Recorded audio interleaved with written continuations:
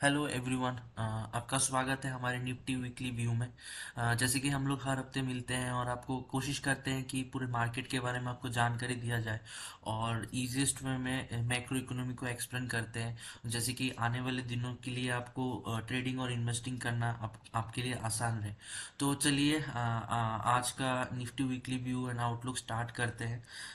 अगर हम लोग ट्रेंड एंड सेंटीमेंट से स्टार्ट करेंगे तो सरप्राइजिंगली इस हफ्ते एफआईआईज जो है उन्होंने कम सेलिंग किया है compare to the previous weeks. Because आप अगर एफआईआईज का अभी इस हफ्ते का सेलिंग देखोगे तो मात्र 250 करोड़ के आसपास उन्होंने सेल किया है। पिछले 3 दिन उन्होंने बाइंग ही किया है मार्केट में और फ्राइडे के दिन अच्छा खासा एक बाइंग देखा गया है एफआईआईज की तरफ से। तो एक एक एक इंडिया के स्टॉक मार्केट के लिए बहुत ही एक पॉजिटिव एक साइन है कि एफआईआईज ने सेलिंग थोड़ा सा कम किया है। और पीसीआर जहाँ तक है कि पीसीआर की बात है तो पीसीआर 1.1 के आसपास है।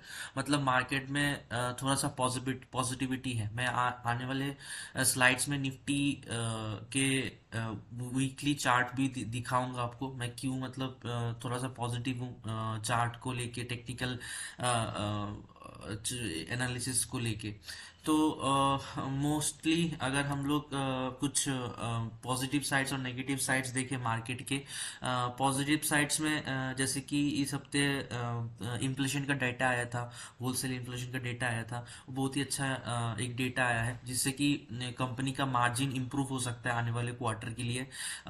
दूसरा अगर हम लोग पूरा वर्ल्ड वाइड मैक्रो इकोनॉमी की बात करें तो बैंक ऑफ इंग्लैंड ने भी इस बार इंटरेस्ट रेट घटाया है 25 बेसिस पॉइंट पे। तो मोटा मोटी थोड़ा सा इकोनॉमी सुधर रहा है पूरा वर्ल्ड वाइड। तो वी होप दैट कि मतलब आने वाले दिनों में हम लोग देख सकते हैं कि थोड़ा सा मतलब मार्केट जो है थोड़ा सा स्टेबल हो। अगर आईटी सेक्टर में, जैसे कि मैंने पिछले 3-4 महीने से पहले से बता रहा था कि आईटी सेक्टर में एक थोड़ा सा वैल्यू बाइंग जोन पे आ गया है, तो आप थोड़ा सा ट्रेडिंग और इन्वेस्टमेंट इसमें इस सेक्टर में देख सकते हो। तो इस हफ्ते और इससे पिछले हफ्ते भी आईटी सेक्टर में अच्छा एक इन्वेस्टमेंट आया और एक थोड़ा सा पॉजिटिविटी देखा गया है सेक्टर्स में। अगर हम लोग कुछ वाटर रिलेटेड बात करें तो बीएल और शक्ति पाम्स को अच्छा खासा एक कुछ ऑर्डर मिला है। बीएल के बारे में आगे आने वाले स्लाइड्स में बात करेंगे। ये आप क्यों नज़र में रख सकते हो। अदर दिन दैट कुछ नेगेटिव न्यूज भी है मार्केट में। बैंक ऑफ जापान ने एक 30 साल का एक रिकॉर्ड तोड़ा है। उन्होंने जो है बेसिस पॉइंट्स 0.75 बेसिस और 0.25 बेसिस पॉइंट्स उन्होंने अपना इंटरेस्ट रेट घटाया है। ये थोड़ा सा मतलब हम मतलब पूरा वर्ल्ड वाइड इकोनॉमी के लिए थोड़ा सा मतलब एक नेगेटिव हो सकता है, क्योंकि अगर जापान का अगर जैसे नॉर्मली तो आप क्या बोलोगे, अगर रेट कट होता है किसी भी देश में तो एक पॉजिटिव माना जाता है। लेकिन जापान का जो है एक यान कैरी ट्रेड जो होता है, जो लोग क्या करते हैं कि अगर इंटरेस्ट उस देश का अगर बहुत ही कम था तो इन्वेस्टर सारे उस देश से पैसा उठा के दूसरे किसी मार्केट में इन्वेस्ट करते हैं। क्योंकि बिकॉज इधर का जो इंटरेस्ट रेट है जापान का वो पहले से ही कम था, तो उनको एक आर्बिटेज एक बेनिफिट मिल जाता था। लेकिन अभी क्या है कि बैंक ऑफ जापान ने भी हाइक किया पैसा, तो हो सकता है उनका वैल्यू भी कम हो यन का। तो हो सकता है कि थोड़ा सा मतलब जो एफआईज है, जो मतलब फॉरेन इन्वेस्टर्स हैं, इसमें थोड़ा सा प्रॉफिट बुकिंग मतलब थोड़ा पैसा उठ सकता है मार्केट से। तो एक थोड़ा सा लॉन्ग टर्म के लिए एक नेगेटिव न्यूज़ है। और बाकी रूपी ऑल टाइम हाई पे 91 पे टच किया है इस हफ्ते, जो कि मतलब दर्शाता है कि एक्सटर्नल फैक्टर कितना हावी है इकोनॉमी के ऊपर। हमारी इंटरनल फैक्टर तो बढ़िया चल रहा है लेकिन एक्सटर्नल फैक्टर जो है वो थोड़ा सा बहुत ही हावी है। और ऑटो सेक्टर में थोड़ा सा वीक सेलिंग आया है इस मंथ। तो ऑटो सेक्टर को भी अब नज़र रखिएगा। देखने वाली बात है कि आने वाले दिनों में कैसे परफॉर्म करता है इस। तो अगर निफ्टी फिफ्टी के टेक्निकल व्यू के बारे में बात करें, एक थोड़ा सा इंटरेस्टिंग चार्ट बना है। अगर पिछले 3 हफ्तों के अगर आप कैंडल देखोगे, सेलर ने पूरा कोशिश किया मार्केट को नीचे लाने में, लेकिन वो नीचे लाने में वो लोग मतलब सक्षम नहीं हुए। मतलब लाइक जो आप तीनों कैंडल देखोगे, हैमर टाइप कैंडल ही बनाए तीनों में। लाइक सेलर नीचे नीचे आए, फिर हावी नहीं हो पाए, फिर बायर नीचे से बाइंग स्टार्ट कर दिया। तो ये एक तरह से एक पॉजिटिव आप एक से मतलब बोल सकते हो, अगर जब भी मतलब ऐसे कैंडल बनता है ना, इसका मतलब सेलर जो है मार्केट को नीचे ला नहीं पा रहे, बायर नीचे से एक्टिव हो जा रहे हैं बार बार। तो आने वाले दिनों के लिए ये थोड़ा सा एक पॉजिटिव एक साइन हो सकता है। तीनों कैंडल को आगे बारे में बात करूं, जैसे कि 25,700 मार्केट जब 25,700 के आसपास आया तो बहुत सारे ट्रेडर्स नेगेटिव हो गए थे। तब भी मैं बोल रहा था कि मार्केट में उतना कोई नेगेटिव न्यूज़ नहीं है in in compare to other world wide economic macro economic factor, क्योंकि हमारा इंटरनल जो कंजम्पशन है वो अच्छा बूस्ट है, इन्फ्लेशन का डेटा अच्छा आया, आरबीआई भी बैक कर रहे हैं रेट कट की वजह। तो इसीलिए मैं बोलूंगा कि अभी भी मुझे लगता है कि पोटेंशियल है निफ्टी फिफ्टी में लाइफ टाइम हाई को रीच करने का और उसके बाद उसमें सपोर्ट बनाने का। तो आने वाले दिनों के लिए आप इसको फॉलो कर सकते हैं। निफ्टी बैंक के बारे में अगर बात करें, निफ्टी बैंक में भी सेम एक चीज देखा गया कि नीचे से बाइंग आया है, लेकिन जहां तक निफ्टी बैंक के बारे में बात करें, मुझे लगता है कि मार्केट रेंज बाउंड रह सकता है निफ्टी फिफ्टी में कुछ दिन, इसी लेवल पे ट्रेड कर सकता है। तो आप एक फॉर ट्रेडर ये आप कुछ लेवल से मेरे सपोर्ट और रेजिस्टेंस जो है उसको ध्यान पे रखिएगा।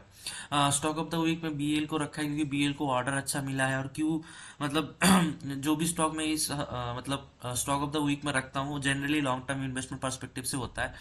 तो उनको ऑर्डर मिला है, जो ऑर्डर उनको मिला है 700 करोड़ के आसपास, वो वो फुलफिल करने में भी अब उनको 2-3 साल लगेगा। तो एक लॉन्ग टर्म इन्वेस्टमेंट के लिए बढ़िया एक चीज़ है। बट बीएल के बारे में अगर हम लोग प्रॉफिट के बारे में भी देखें, प्रॉफिट जहाँ पर 2014 में 6,000 करोड़ के आसपास था, अभी 25,000 करोड़ के आसपास हो गया। तो एक अच्छा मतलब 10 साल में अच्छा एक सेल्स का जो मतलब एक इंक्रीजिंग जो एक फैक्टर होता है, उन्होंने अच्छे से ग्रो किया। नेट प्रॉफिट भी आप देखोगे तो 900 करोड़ से 5,000 करोड़ 5,500 करोड़ के आसपास आया। तो एक अच्छा सा एक मतलब एक स्टेबल एक मतलब अपने based on the profit and loss हम बोल सकते हैं कि एक ग्रोथ कंपनी है। आप उसमें थोड़ा सा देख सकते हैं। एफआईएस भी अगर 2022 के मुकाबले देखोगे तो उन्होंने होल्डिंग बढ़ाया है अपना। तो इस स्टॉक को थोड़ा सा ध्यान में रखिएगा। और मुझे लगता है कि एक लॉन्ग टर्म अगर आप इन्वेस्टर हो तो 260 के करीब 265 के करीब अगर ये आता है तो आपके लिए एक बहुत ही बड़ा एक अच्छा एक इन्वेस्टमेंट हो सकता है। अगर हम लोग सेक्टर पी के बारे में आते हैं, सीपीएससी का सेक्टर जो है, मुझे लगता है कि हालांकि एक मतलब एम पैटर्न बन रहा है, लेकिन मुझे लगता है कि सीपीएससी आने वाले हफ्तों में एक थोड़ा सा एक अच्छा मतलब जो कैंडल बना है, ये जो दो कैंडल के बेसिस पे एक सपोर्ट भी बना हुआ है। तो हो सकता है कि एक जो ट्रेडर भाई बंधु हैं आप उसको नज़र में रख सकते हैं। हो सकता है थोड़ा सा एक मूव मिले आने वाले 1-2 हफ्ते में, आप इसको नज़र में रख सकते हैं। नेक्स्ट वीक के लिए हमारा जो मार्केट का बायस रहेगा थोड़ा सा पोजिटिव टू पॉजिटिव रहेगा, because of the internal macro economic factors जो हम लोग अच्छा कर रहे हैं।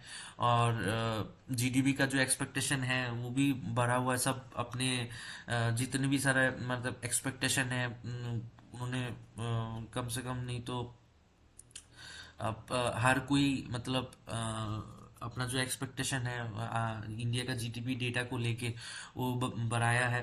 तो एक पॉजिटिव साइन है।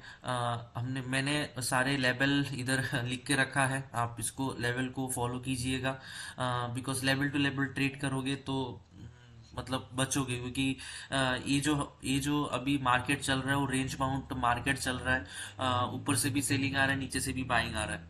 तो जब तक 26,000 क्रॉस नहीं करता या फिर 25,700 डाउन साइड क्रॉस नहीं करता, तो हम लोग एक व्यू बना नहीं सकते अभी मार्केट को लेके। Thank you so much. आप हमारे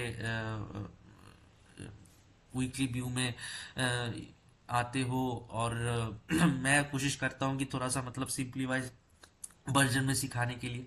तो थैंक यू सो मच। मिलते हैं अगले हफ्ते। Happy holiday.